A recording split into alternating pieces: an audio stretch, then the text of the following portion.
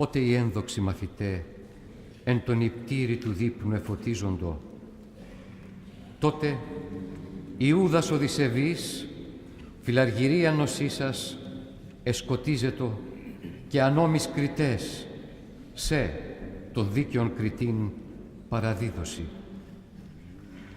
Βλέπε χρημάτων εραστά, τον διατάφτα αγχώνην χρυσάμενον. Φεύγε ακόρεστον ψυχήν, την διδασκάλωτη αυτά τολμήσασαν. Ο περιπάντας αγαθός, Κύριε, δόξασι. Έστησαν τα τριάκοντα αργυρία την τιμή του τετιμημένου, όνε τιμήσαντο από Υιόν Ισραήλ.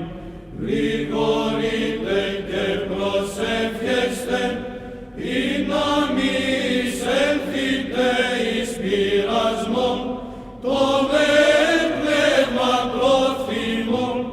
Είδες αξασθενείς, δια τούτον γρηγορείτε.